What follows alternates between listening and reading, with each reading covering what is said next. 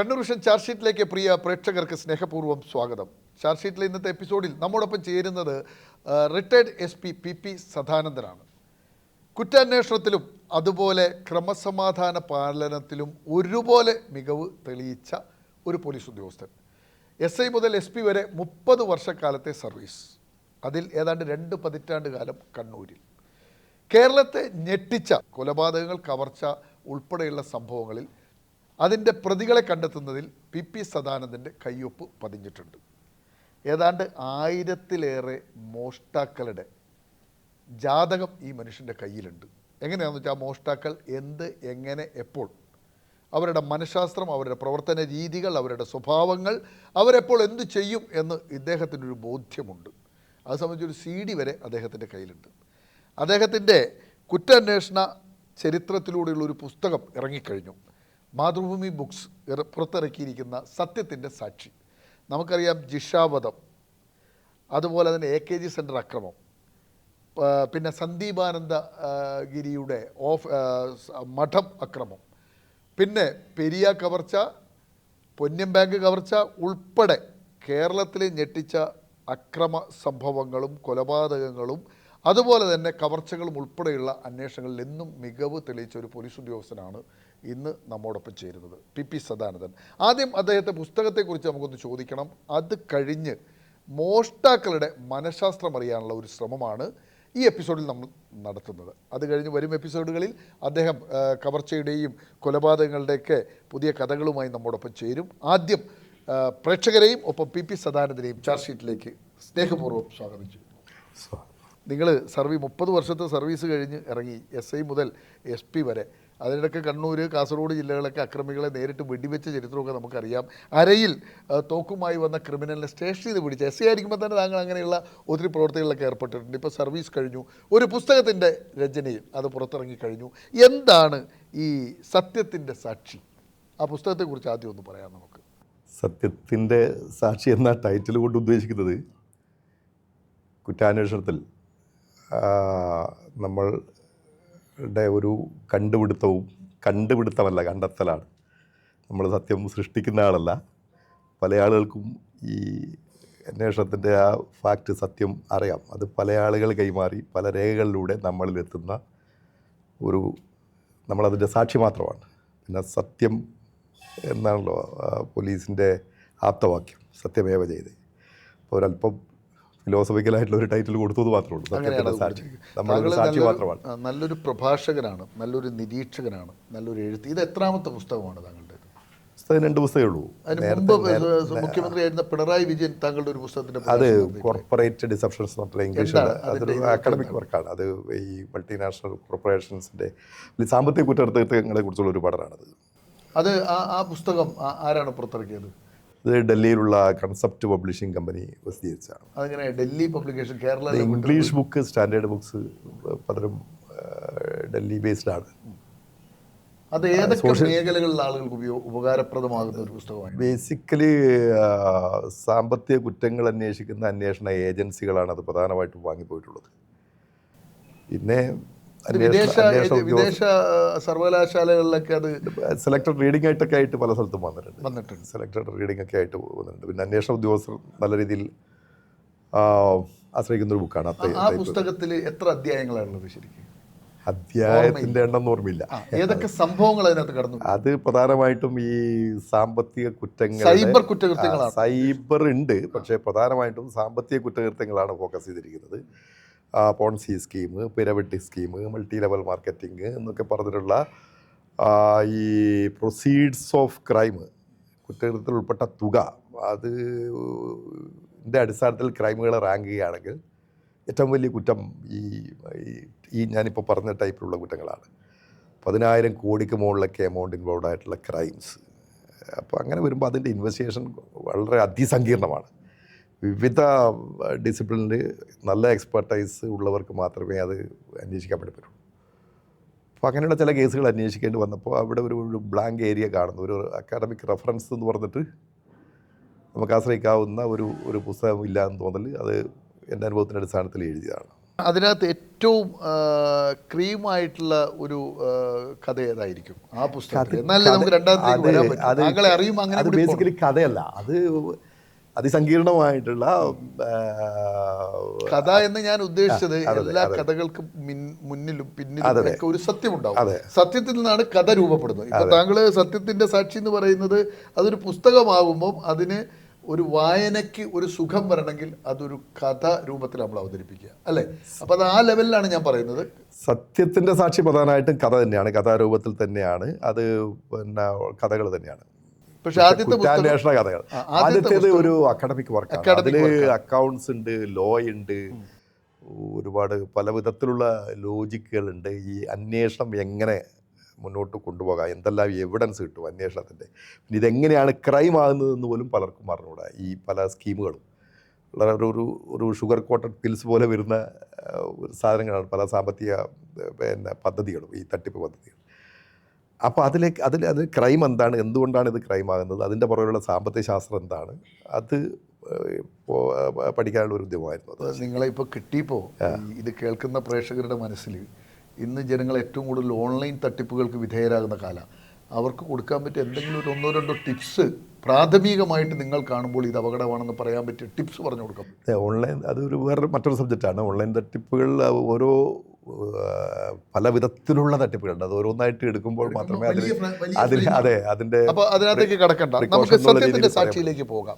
സത്യത്തിന്റെ സാക്ഷിയിൽ കടന്നു വരുന്ന കഥകൾ ഏതാണ്? കുറ്റാന്വേഷണം എന്ന് പറഞ്ഞാൽ അതിനകത്ത് പ്രധാനമായിട്ട് കവർച്ചയാണോ കൊലപാതകമാണോ? കാരണം കോളിലൊക്കെ സൃഷ്ടിച്ച ജിഷ കേസിൻ്റെ പുറകെ നിങ്ങളുണ്ട്, കേരളത്തിലെ പ്രധാനപ്പെട്ട കേസുകളിലൊക്കെ പുറകെ നിങ്ങളുണ്ട്. അതിനകത്ത് ഏതൊക്കെ കേസുകളാണ് ആ അധ്യായത്തിൽ വരുന്നത്? അതിൽ കവർച്ചയാണോ കൊലപാതകമാണോ വെടിവെപ്പാണോ ഞാൻ വാഹനമോഷണമാണോ? അതെ, ഈ വെടിവെപ്പിന്റെ പേരിലൊന്നും അറിയപ്പെടാൻ ഞാൻ ആഗ്രഹിക്കുന്നില്ല.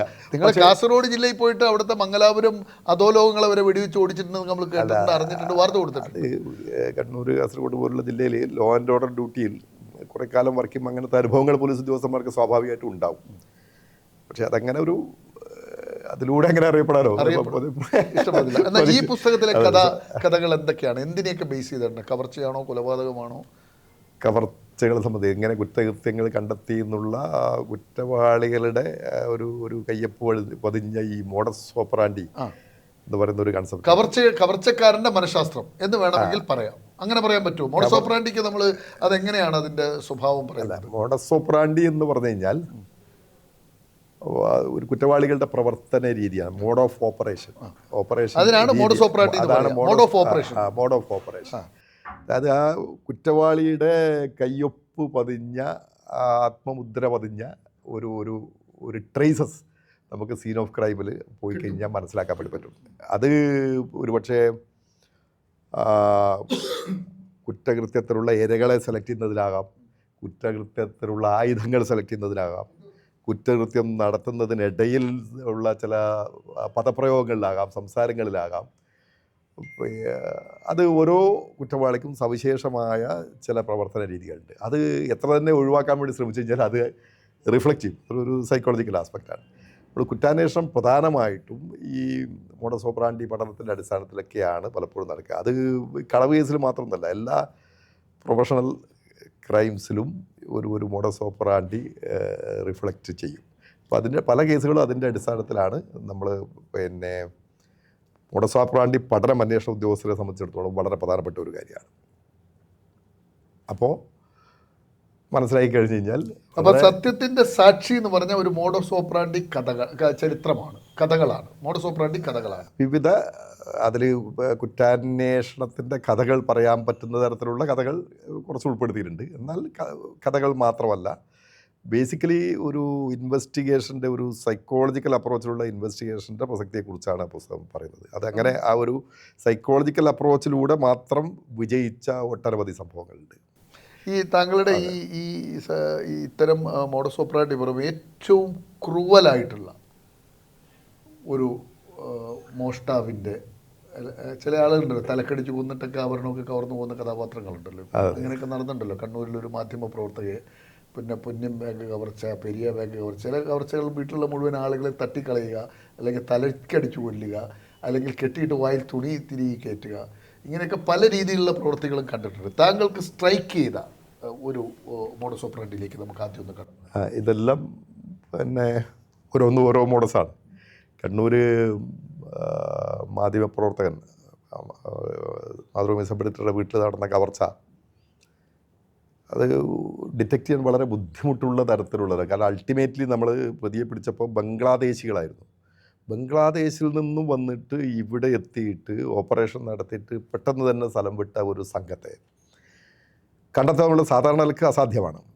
പക്ഷേ അതിൽ ഈ പറഞ്ഞ രീതിയിലുള്ള ചില കുറ്റവാളികൾ അവശേഷിപ്പിച്ചു പോയ ചില അടയാളങ്ങൾ അത് നമ്മുടെ നിരീക്ഷണത്തിൽ വന്നു എന്നുള്ളതാണ് തുടക്കത്തിൽ തന്നെ. അതായത് അയാളോട് സംസാരിച്ചു, വിശദമായിട്ട് ഈ പരാതിക്കാരനോടും ഭാര്യയോടും സംസാരിക്കുമ്പോൾ അവരെ പിടിച്ച് കെട്ടിയിട്ടിട്ട് ബലപ്രയോഗിക്കുന്നതിനിടയിൽ കോപ്പറേറ്റ് എന്നുള്ള വേർഡ് 2 വാക്കുകൾ ഉപയോഗിച്ചിട്ടുണ്ട് ഇടയ്ക്കിടയ്ക്ക്.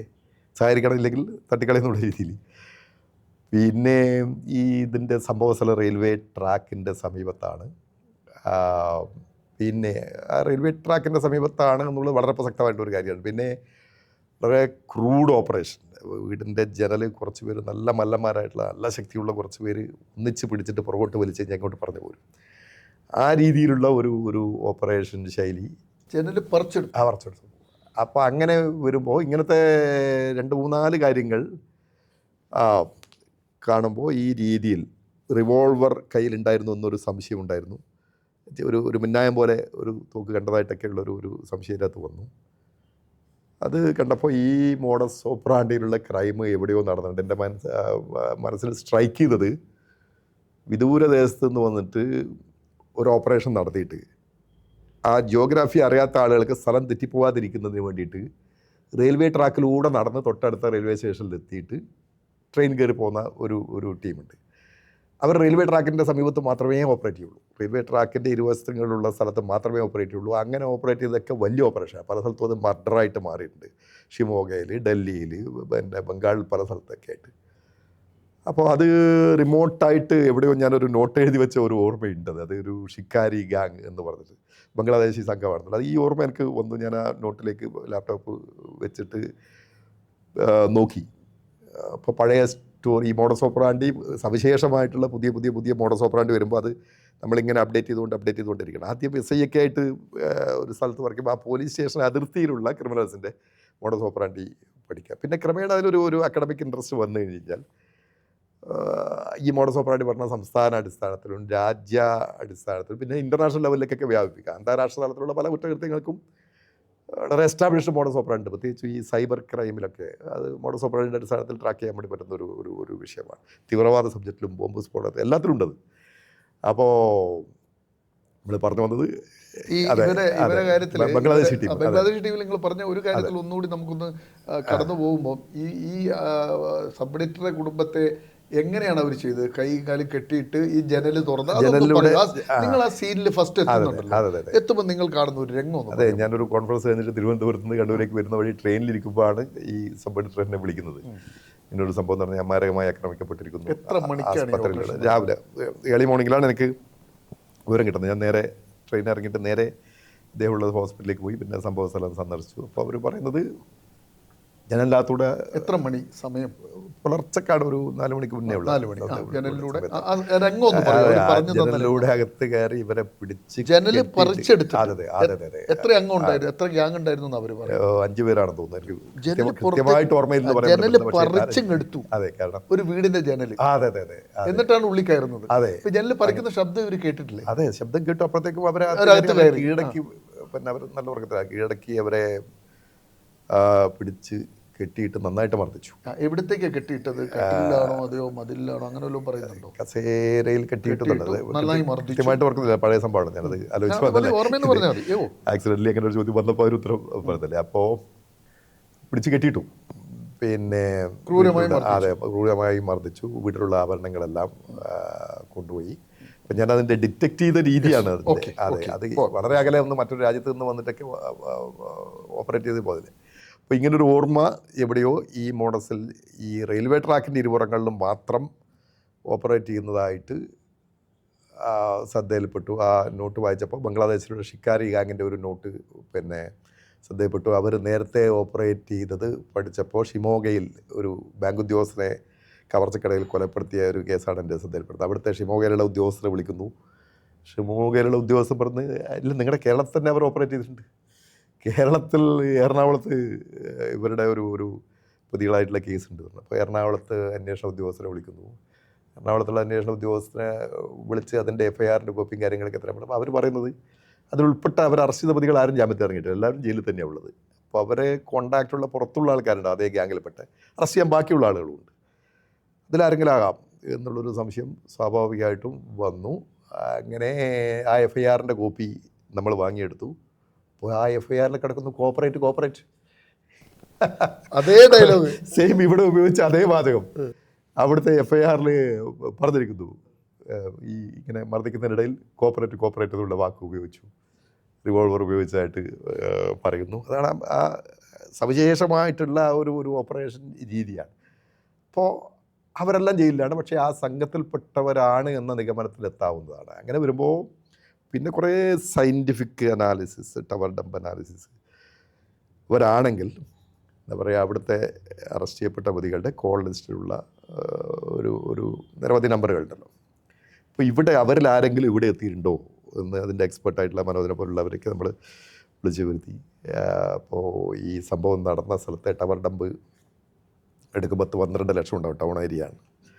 ആ 12 ലക്ഷത്തോളം വരുന്ന കോളുകളിൽ നിന്നും ഈ കോണ്ടാക്റ്റ് ലിസ്റ്റിലുള്ള എറണാകുളത്ത് അറസ്റ്റ് ചെയ്ത പ്രതികളുടെ കോണ്ടാക്റ്റ് ലിസ്റ്റിലുള്ള ആ ഒരു നമ്പർ ഉണ്ടായിരുന്നു. ആ ഒരു നമ്പർ സോർട്ട് ഔട്ട് ചെയ്ത് എടുത്തു എന്നുള്ളതാണ്.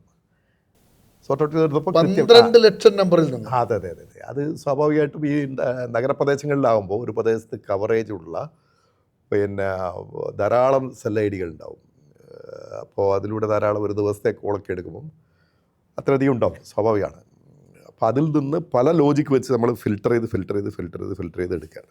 അപ്പോൾ അവസാനം ഈ ഒരു നമ്പറിലേക്ക് എത്തുന്നു. ആ നമ്പറിലേക്ക് എത്തുമ്പോൾ എന്താണ് സംഭവത്തിൻ്റെ കുറച്ച് ദിവസങ്ങൾക്ക് മുന്നേ കൽക്കത്ത ആദ്യ ലൊക്കേഷൻ കാണിക്കുന്നു. കൽക്കത്തയിൽ നിന്ന് റൂട്ട് നേരെ ചെന്നൈയിലേക്ക് പോകുന്നു. ചെന്നൈയിൽ നിന്ന് തിരിച്ച് കണ്ണൂരേക്ക് വരുന്നു. ഈ ഓപ്പറേഷൻ സമയത്ത് ലൊക്കേഷൻ അവിടെയുണ്ട്, സംഭവ സ്ഥലത്തുണ്ട്.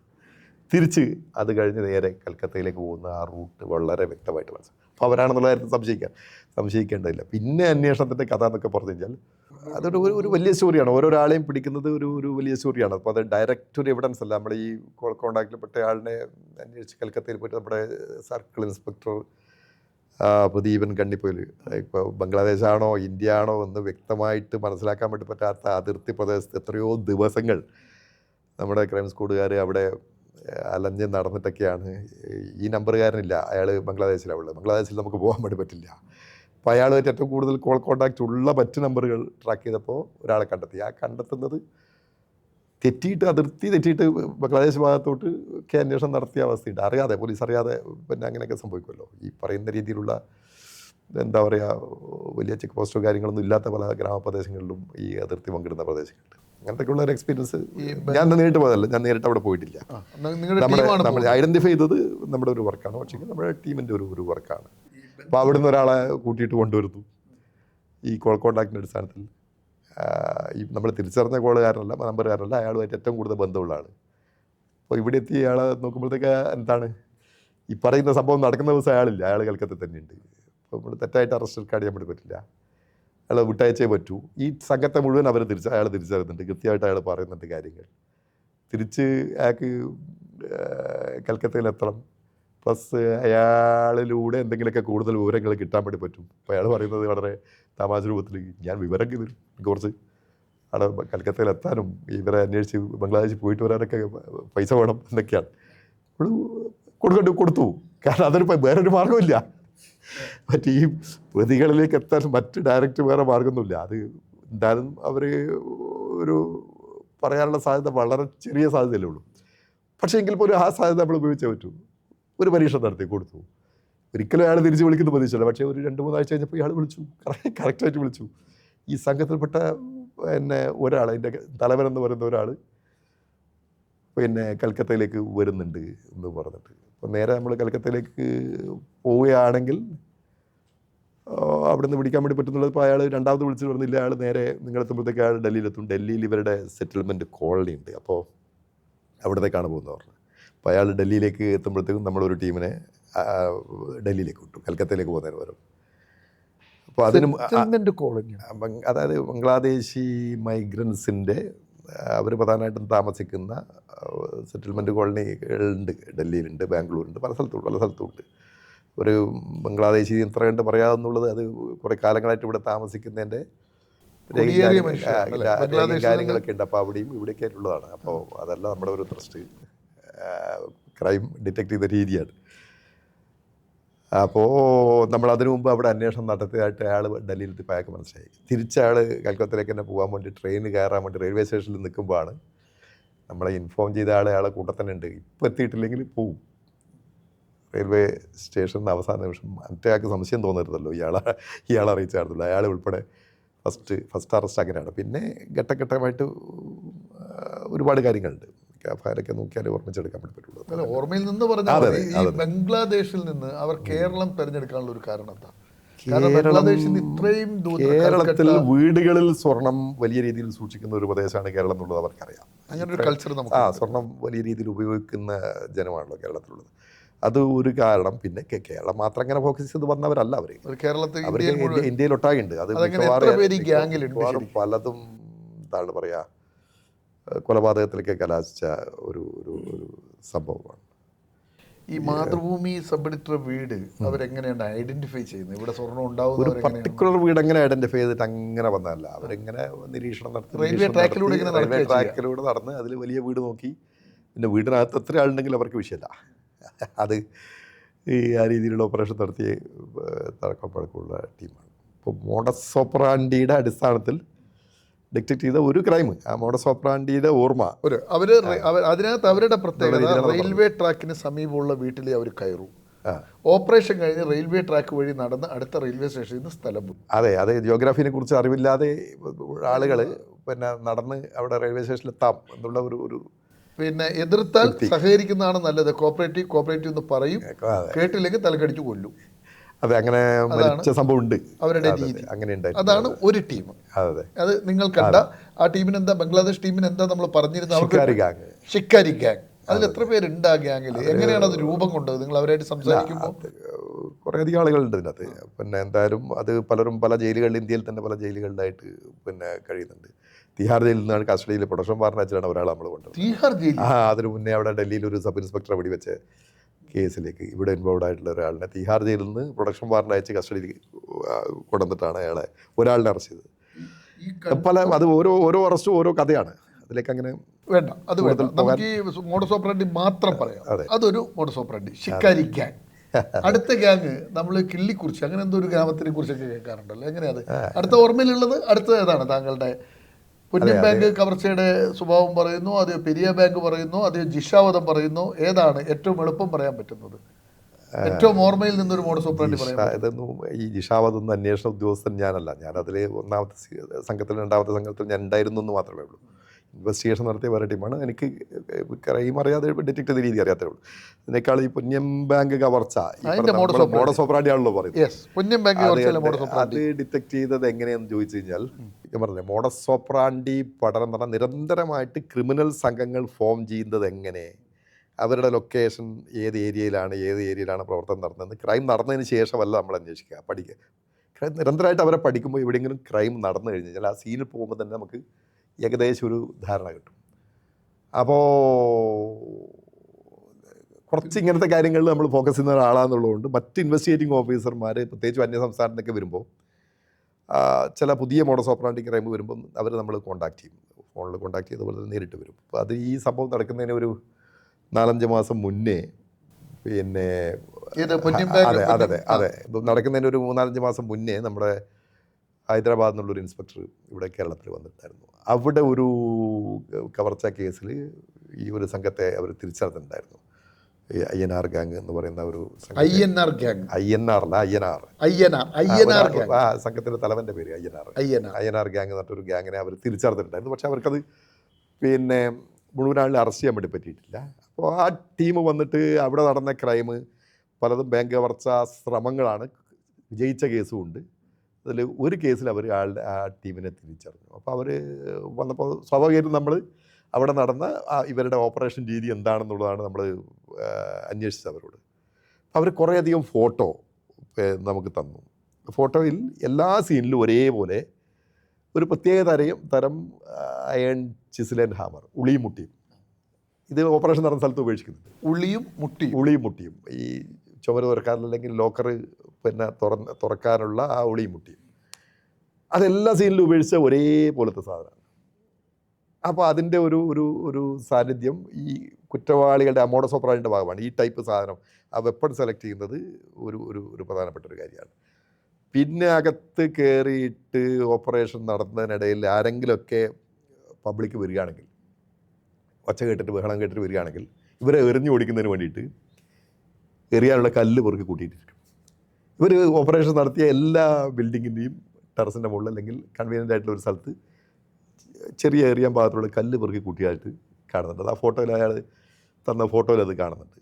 രണ്ടാമത്തെ ഒരു ഐറ്റം. പിന്നെ ഈ സേഫ്, ഇരുമ്പിൻ്റെ സേഫ് അടർത്തിയെടുക്കുന്ന ആ ഒരു രീതിയുണ്ട്, അതിൻ്റെ രീതി. പിന്നെ ഇവർ ധരിക്കുന്നത് ഈ ഫിംഗർ പ്രിൻ്റ് കിട്ടുന്നത് പിന്നെ ഒഴിവാക്കാൻ ആ സീന് മുഴുവൻ വെള്ളമൊഴിച്ച് കഴുകിയാൽ മതി എന്നുള്ളൊരു തോന്നൽ, അവരുടെ ഒരു തോന്നൽ. ഇവർ ഓപ്പറേറ്റ് ചെയ്ത എല്ലാ സ്ഥലത്തും ഈ സീനിങ്ങനെ വെള്ളമൊഴിച്ച് കഴുകി ആകെ ചളിയാക്കിയിട്ടുള്ള ഒരു അവസ്ഥ ഉണ്ട്. 3 പറഞ്ഞില്ലേ, ഇങ്ങനെ ഒരു 5-10 ക്യാരക്ടറിസ്റ്റിക്സ് കോമൺ ആയിട്ട് ഈ ടീം ഓപ്പറേറ്റ് ചെയ്ത എല്ലാ സ്ഥലത്തും കോമൺ ആയിട്ടുണ്ട്.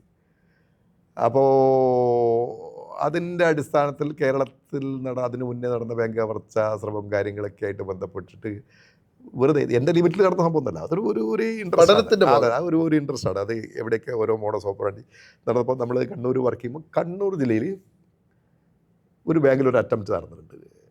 ഞാൻ ഏതാ ബാങ്ക് ഒന്നും പറയുന്നില്ല, ഒരു അറ്റംപ്റ്റ് നടന്നിട്ടുണ്ട്. അവിടെ ടിപ്പിക്കലായിട്ട് ഈ ക്യാരക്ടറൊക്കെ കാണുന്നുണ്ട്.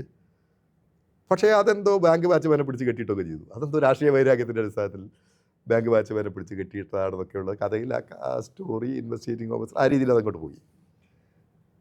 അന്ന് ശക്തമായിട്ട് സംശയം എനിക്കുണ്ടായി അതല്ല ഇത് ഈ പ്രൊഫഷണൽ ഈ ടീമിൻ്റെ പ്രസൻസ് കണ്ണൂർ ജില്ലയിലുണ്ട് എന്നുള്ളത്. അപ്പോൾ നമ്മൾ എന്തായാലും ഹൈദരാബാദ് ടീമിന് ഇവരെ ആവശ്യമാണല്ലോ, അതിനുവേണ്ടി നമ്മളിവരെ അന്വേഷിക്കുന്നതിനിടയിലാണ് 3-4 മാസം കഴിഞ്ഞപ്പോൾ പുന്യം ബാങ്കിൽ കവർച്ച നടക്കുന്നത്. പുന്യം ബാങ്കിൽ കവർച്ച നടന്നു.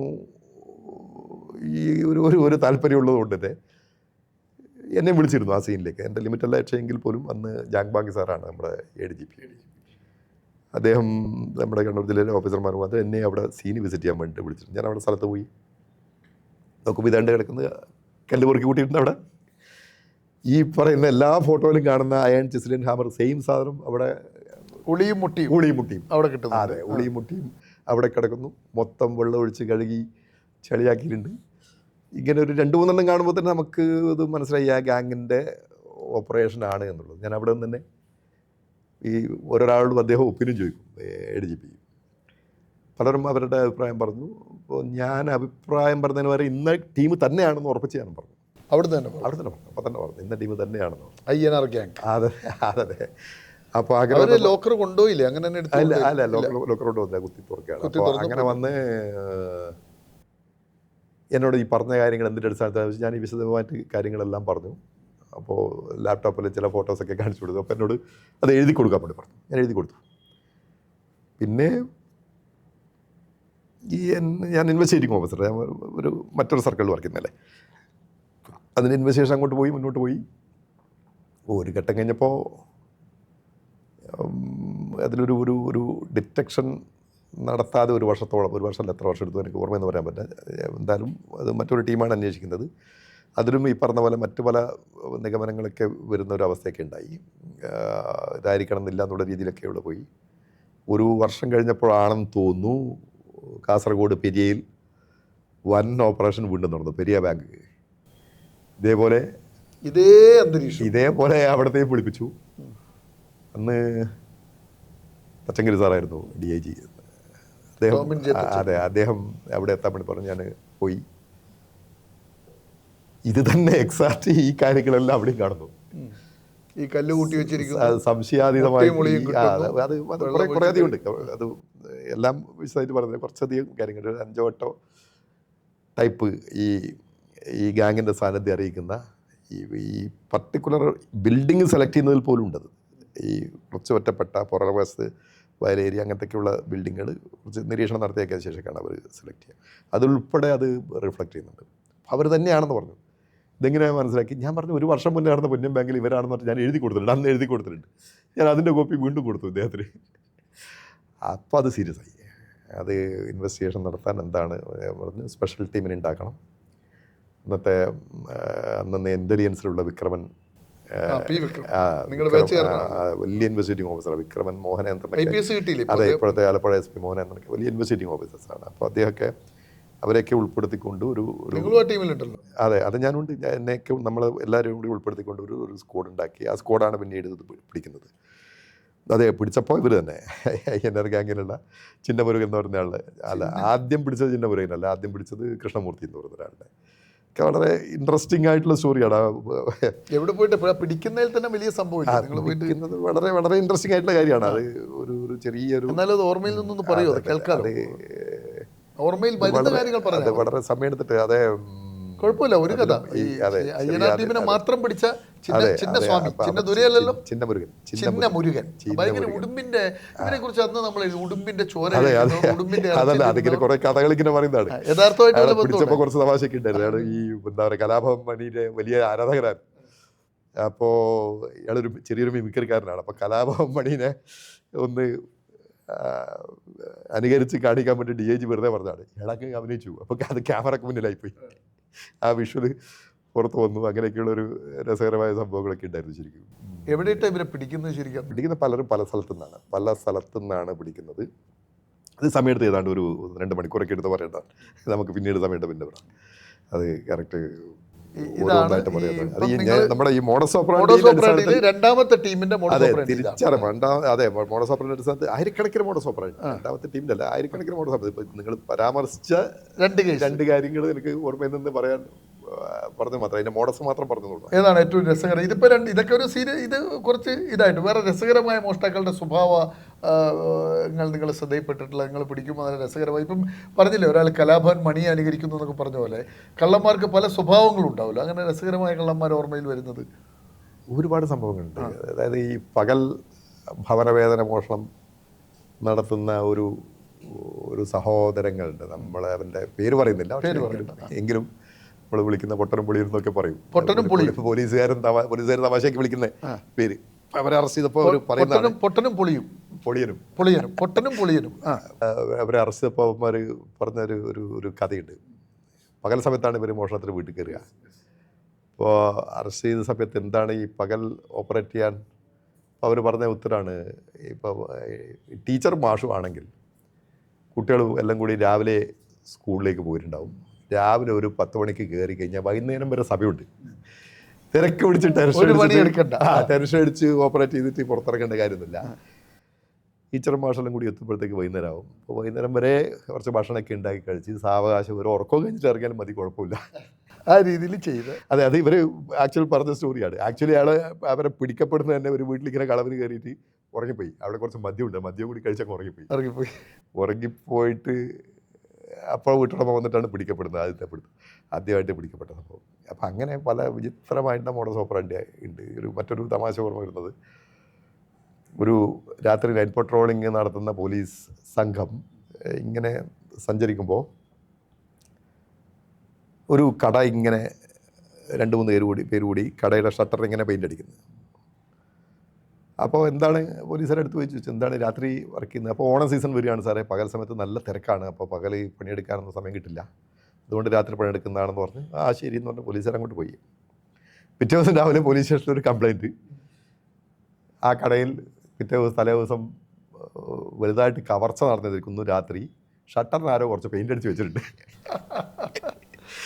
അതെ, അപ്പോൾ ഏത് സാഹചര്യത്തിലും ഈ ഒരു പ്രസൻസ് ഓഫ് മൈൻഡ് കാണിക്കുന്ന ആളുകളുണ്ട്. ഇത് പെയിൻ്റ് അടിച്ചുകൊണ്ടിരുന്ന വേറെ സംശയമൊന്നുമല്ലേ.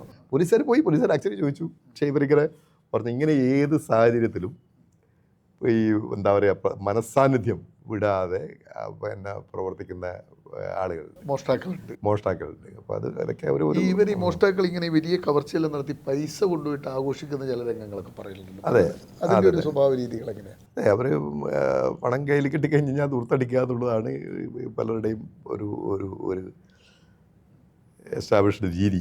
അതെ. ഈ INR സംഘവും ഇപ്പൊ ഈ പറഞ്ഞ പെരിയ ബാങ്കും ഈ കവർച്ചയൊക്കെ നടത്തിയ സംഘങ്ങൾ ഈ ഉടുമ്പിന്റെ ചോര കുടിക്കുന്നു, ഭക്ഷണം കഴിക്കുന്നു എന്നൊക്കെ പറയുന്ന അവരാരോഗ്യം എങ്ങനെയാണ്? അവരെയൊക്കെ അന്ന് നിങ്ങൾ ചോദ്യം ചെയ്യുമ്പോഴൊക്കെ ഈ പറയുന്ന ഉടുമ്പിൻ്റെ ചോരയൊക്കെ എത്രയുണ്ട് ശരിയാണെന്ന് എനിക്കറിയില്ല. പക്ഷേ ഒരു ഒരു ആ പേര് ഉപയോഗിക്കാമെന്ന് എനിക്കറിയില്ല. പക്ഷേ ഈ കുറവാ ഗ്യാങ് എന്ന് പറഞ്ഞ പേരിലും അറിയപ്പെടുന്നുണ്ട്. കാരണം ഒരു തമിഴ്നാട്ടിലെ ഒരു IG ഒരു പുസ്തകം എഴുതിയിട്ടുണ്ട്.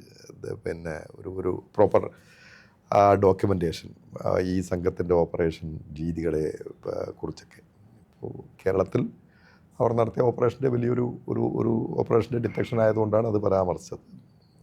വേറെ ഏതൊക്കെ മോഡസ് ഓപ്പറാണ്ടികളാണ് നിങ്ങളെ ഓർമ്മയിലുള്ളത്? മോഡസ് ഓപ്പറാണ്ടി പള്ളിക്കുന്നിലെ മുൻകാലങ്ങൾ പഴയ കാലത്തിലൊക്കെ ആണെങ്കിൽ നമ്മൾ മോഡസ് ഓപ്പറാണ്ടി എന്നൊക്കെ പറയുന്നത് ഈ ചുമര് തുറന്ന് വീട്ടിനകത്ത് കയറുക, ഓടിളക്കിയിട്ട് കയറുക, പിന്നെ പൂട്ട് പൊട്ടിച്ചിട്ട് കയറുക, അതൊക്കെ ലളിതമായിട്ടുള്ള പഴയ കാലത്തുള്ളത്.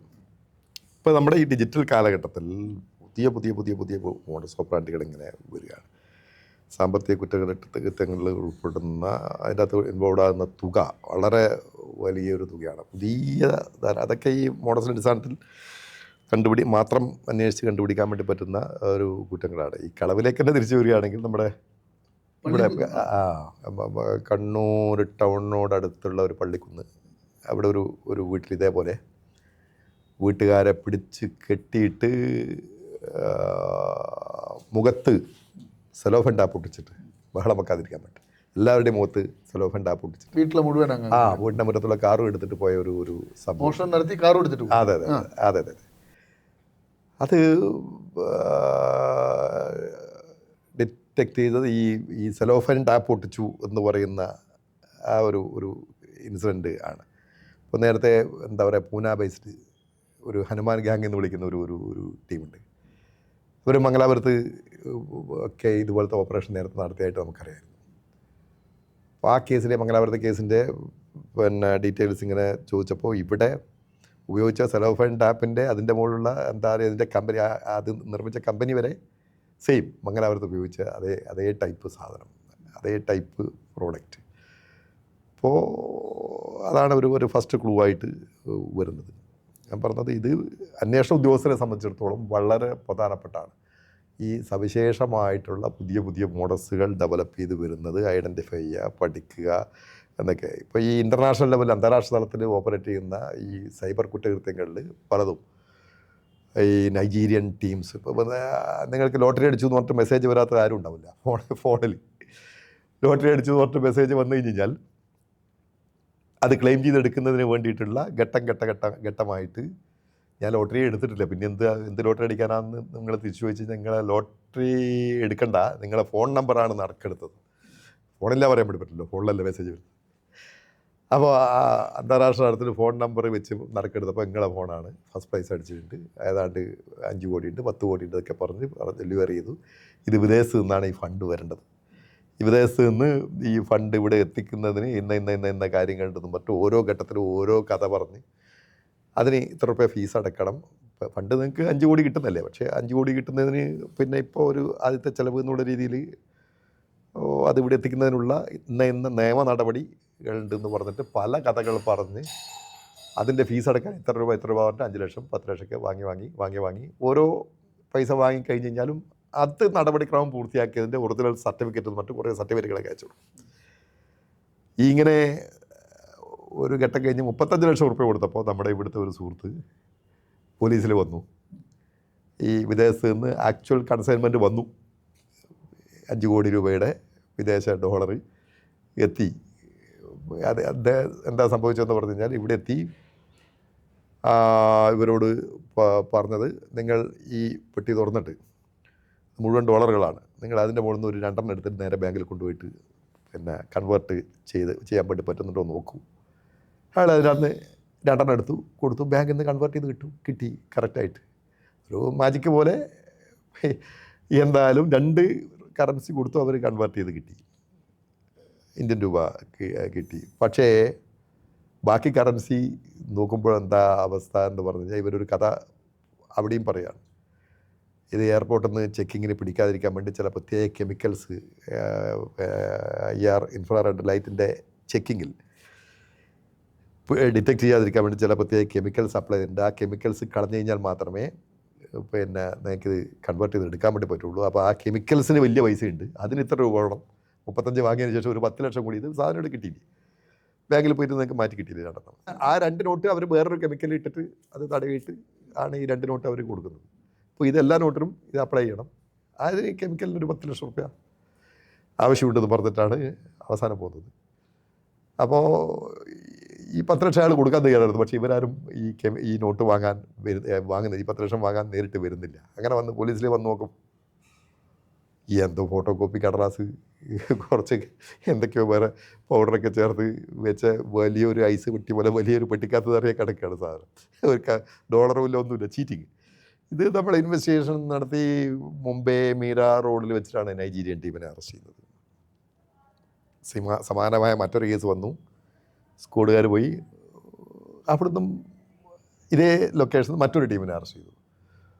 അതിലൊരു കൗതുകം തോന്നി. അപ്പോൾ എന്താണ് പഠിക്കേണ്ടതാണെന്ന് കരുതി നമ്മൾ നേരിട്ട് അവിടെ പോയിട്ടൊരു അന്വേഷണം നടത്തി നോക്കുമ്പോൾ അവിടെ മുംബൈ മീര റോഡിൽ ഇരുവശങ്ങളിലുള്ള ബിൽഡിങ്ങുകളിൽ മുഴുവൻ ആയിരക്കണക്കിന് നൈജീരിയൻ ടീം ഉണ്ട്. അവിടെ അവരുടെ എല്ലാവരുടെ കയ്യിലും ലാപ്ടോപ്പ് ഉണ്ട്. രാവിലെ എഴുന്നേറ്റ് കഴിഞ്ഞാൽ ഇവരുടെ പ്രധാന തൊഴിൽ നിങ്ങൾക്ക് ലോട്ടറി അടിച്ചത് മറ്റൊരു 1000 പേർക്ക് മെസ്സേജ് അയക്കും. അതേപോലെ തന്നെ അതൊരു മോഡസാണ്. ഇതുപോലെ ഒരു 10-100ലധികം രീതിയിൽ അവർ ക്രൈം ചെയ്യുന്നുണ്ട്. വിദേശത്തുള്ള ലണ്ടനിലുള്ള ഒരു പ്രായമായ അമ്മ അനന്തരാവകാശികളൊന്നും ഇല്ലാതെ മരിച്ചുപോയി. അപ്പോൾ അവരുടെ കോടികൾ വില മതിക്കുന്ന സ്വത്ത് ഇങ്ങനെ ഇന്ത്യ പോലുള്ള രാജ്യങ്ങളിൽ ചാരിറ്റി വർക്കിന് കുട്ടികളുടെ വിദ്യാഭ്യാസത്തിന് വേണ്ടി ചിലവഴിക്കാൻ ഉദ്ദേശിക്കുന്നു. അപ്പോൾ അതിന് താല്പര്യമുള്ള, അതിന് സഹായിക്കാൻ വേണ്ടി പറ്റുന്ന ആളുകൾ കോൺടാക്ട് ചെയ്യണമെന്ന് പറഞ്ഞിട്ട് പരസ്യം നെറ്റിൽ കൊടുക്കുകയാണ്.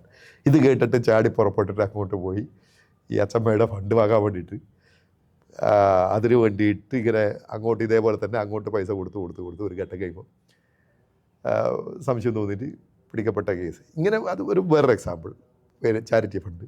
പിന്നെ ഈ ഹണി ട്രാപ്പിൻ്റെ പുതിയ രീതികൾ. ഈ ഹണി ട്രാപ്പിൻ്റെ രീതികൾ അത് യങ്സ്റ്റേഴ്സിനെ ട്രാപ്പ് ചെയ്യാൻ വേണ്ടിയിട്ടൊക്കെ ഈസി ആയിട്ട് നടക്കുന്നത്. ഇതിങ്ങനെ ഈ നൈജീരിയൻ ക്രിമിനൽസ് ഉപയോഗിക്കുന്ന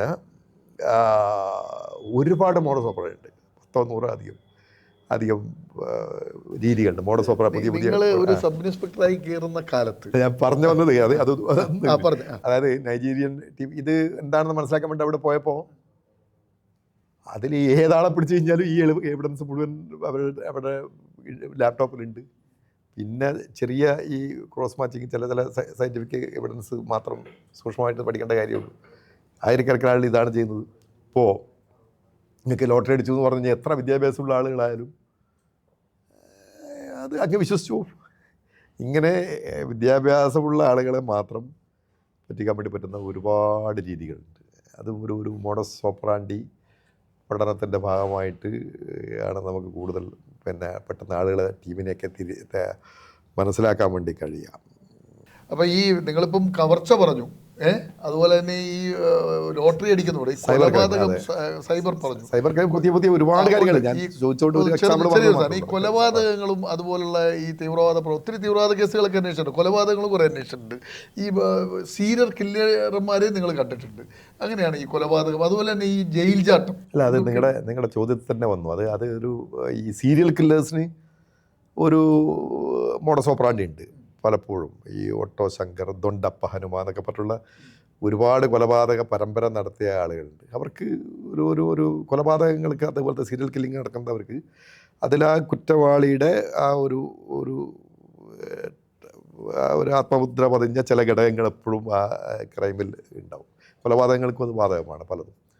അപ്പം നമ്മൾ എവിടെയെങ്കിലുള്ള കഥകൾ പറയുന്നതിന് പകരം ഈ നമ്മുടെ ജില്ലയിൽ തന്നെയുള്ള ചില ഈവൻ രാഷ്ട്രീയ കൊലപാതകങ്ങൾ പോലും ചിലപ്പോൾ അത് അങ്ങനെ ശ്രദ്ധയിൽപ്പെട്ടിട്ടുണ്ട്. ചില പ്രത്യേക ടൈപ്പ് ഇഞ്ചുറി, അങ്ങനെ സ്പെസിഫിക് എക്സാമ്പിൾ പറയാൻ ഉദ്ദേശിക്കുന്നില്ല. പ്രത്യേക ടൈപ്പ് ഇഞ്ചുറി, ഉദാഹരണം പറയുകയാണെങ്കിൽ ഏറെ കൺഫ്യൂഷൻ ഉണ്ടാക്കിയ ഒരു ചില സംഭവങ്ങളായിരുന്നു. വളരെ നേരിയ തരത്തിലുള്ള കത്തി, പലപ്പോഴും യഥാർത്ഥ ആയുധം കണ്ടെടുക്കാൻ വേണ്ടി പറ്റാത്ത അവസ്ഥയുണ്ടാവും അന്വേഷണത്തിനിടയിൽ.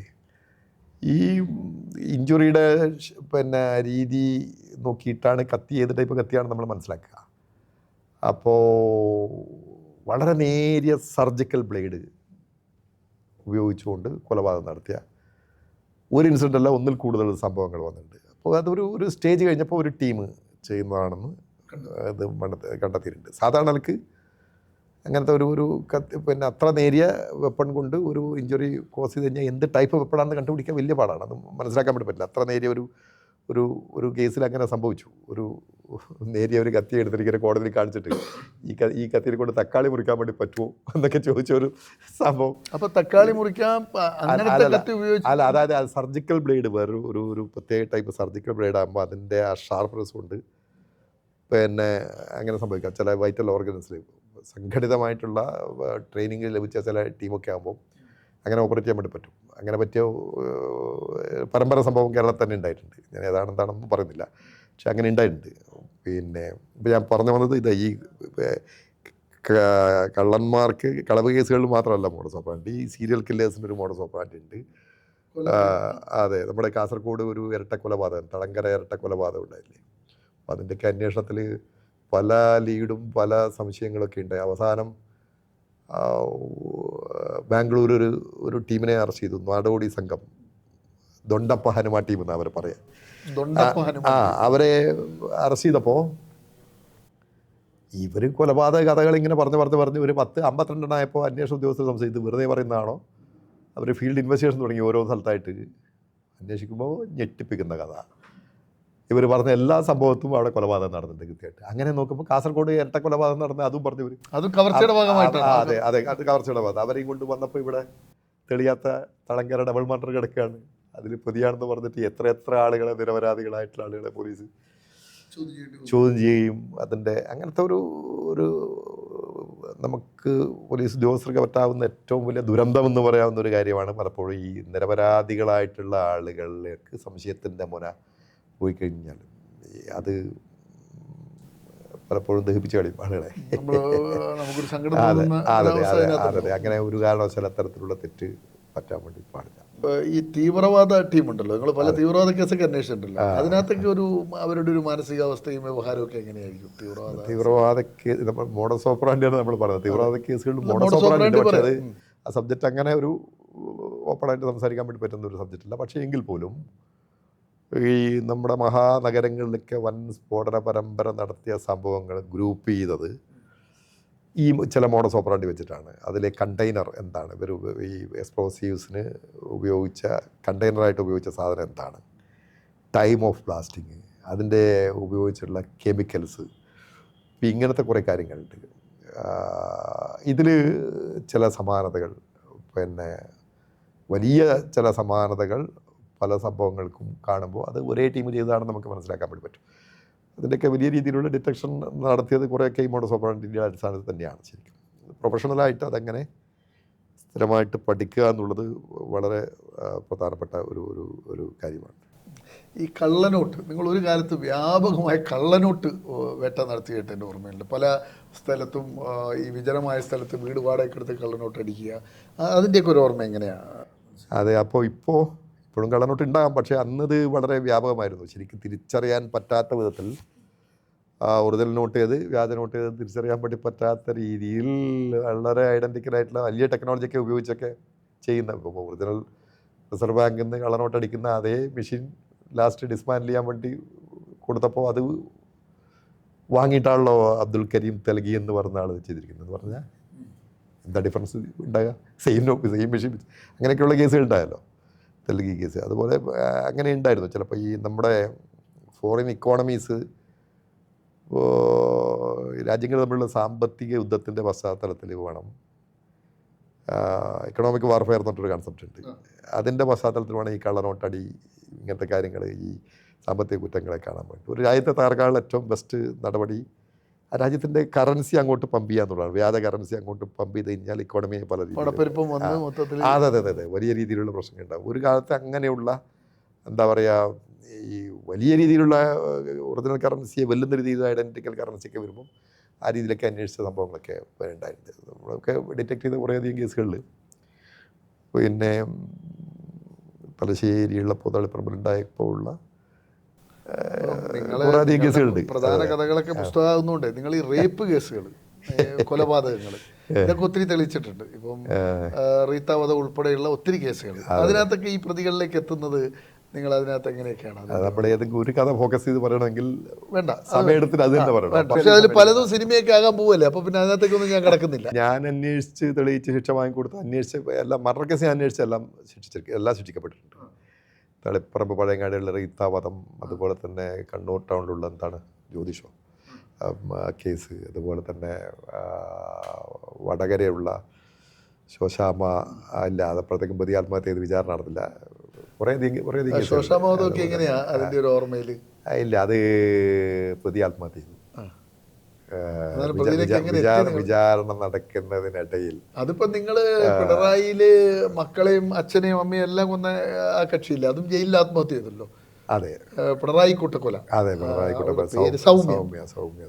സൗമ്യ ഒടുവിൽ നിങ്ങളുടെ മുന്നിലാണല്ലോ, പല പണിയെടുത്തിട്ട് അവസാനം നിങ്ങളുടെയും ഉദ്യോഗസ്ഥന്മാരുമായിട്ട് നല്ല ബന്ധം ഉണ്ടായതുകൊണ്ട് എന്റെ ജൂറിസ്ഡിക്ഷൻ അല്ല, പക്ഷേ എങ്കിൽ അന്വേഷണ ഉദ്യോഗസ്ഥർ അതിന്റെ ഡെവലപ്മെന്റ് ഇടയ്ക്കിടയ്ക്ക് എന്നെയും കൂടി അറിയിച്ചുകൊണ്ടുണ്ടായിരുന്നു. ഒരു നല്ല ബന്ധം എന്റെ കൂടെ. അതെ, പ്രേമേന്ദ്രനായിരുന്നു അവിടുത്തെ CI.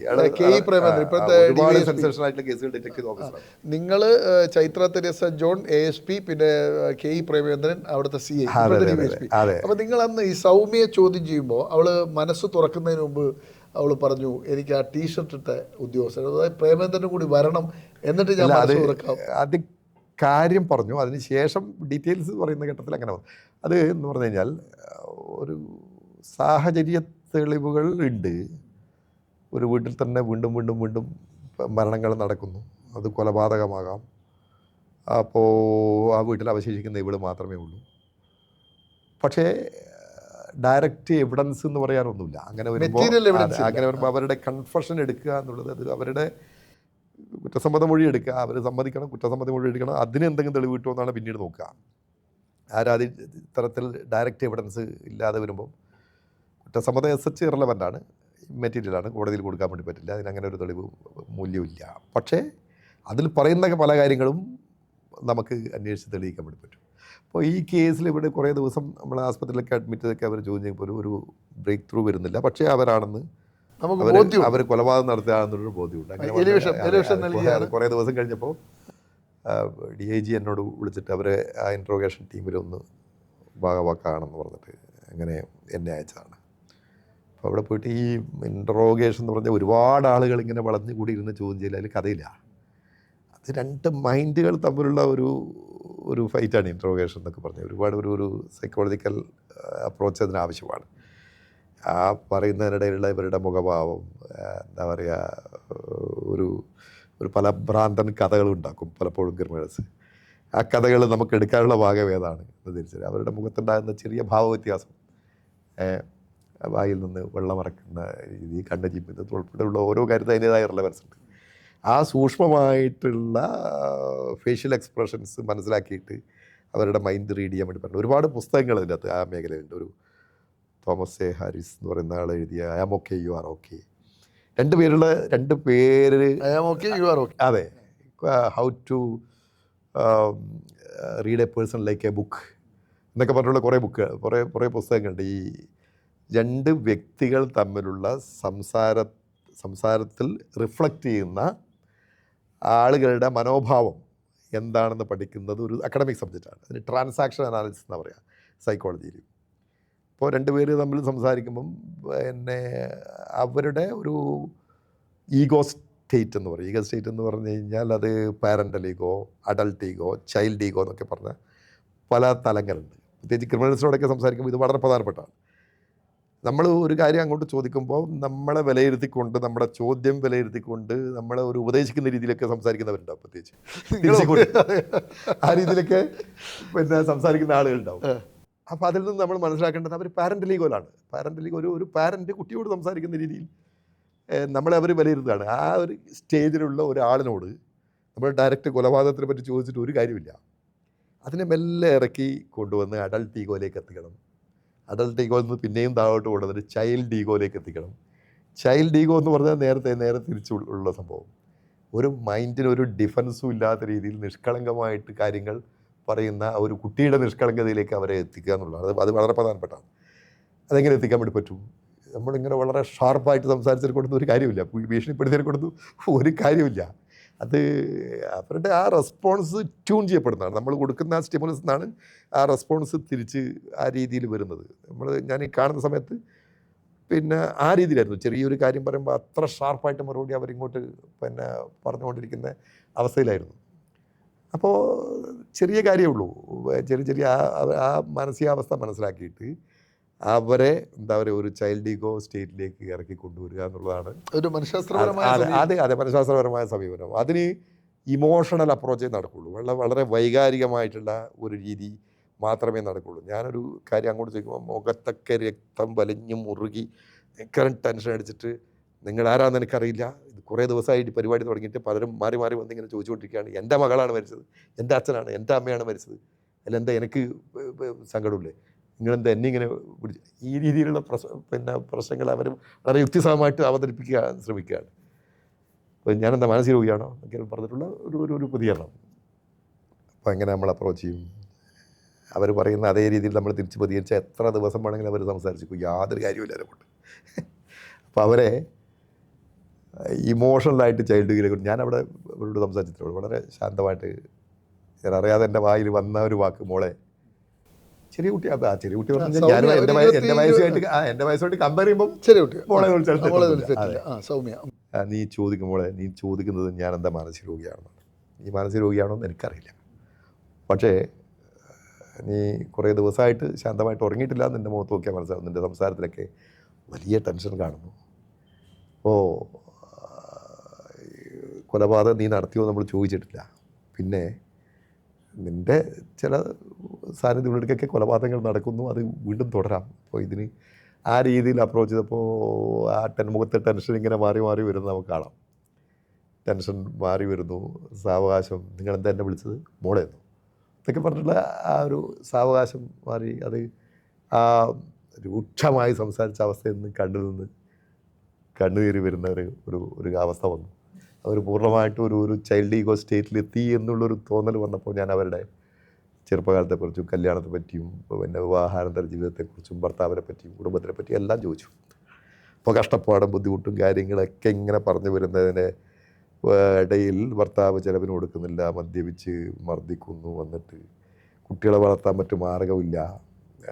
അപ്പോൾ ക്രമേണ ചില ചെറുപ്പക്കാരൊക്കെ ആയിട്ട് സൗഹൃദമായി എന്നൊക്കെ പറഞ്ഞ് അവരിങ്ങനെ കഥ പറയുന്നതിനിടയിൽ ഞാൻ ചെറിയൊരു സജഷൻ പറഞ്ഞു. അത്തരമൊരു ജീവിതത്തിനിടയിൽ മകൾ കൂടെ ഇല്ലാതിരിക്കുന്നതാണ് നല്ലതെന്ന് തോന്നിപ്പോയി കാണുമല്ലേ? അങ്ങനെ തോന്നിപ്പോയി സാറല്ലോ. ഉത്തരം, ദിവസങ്ങളായി ശ്രമിക്കുന്ന ആ ഒരു എന്താണ് കുറ്റസമ്മതമാണ് അവൾ നടത്തിയതെന്ന് ആ വാക്കിൽ നിന്ന് ക്ലിയർ. അങ്ങനെ തോന്നിപ്പോയി പറഞ്ഞാൽ ഞാൻ കൊന്നു തന്നെയല്ല.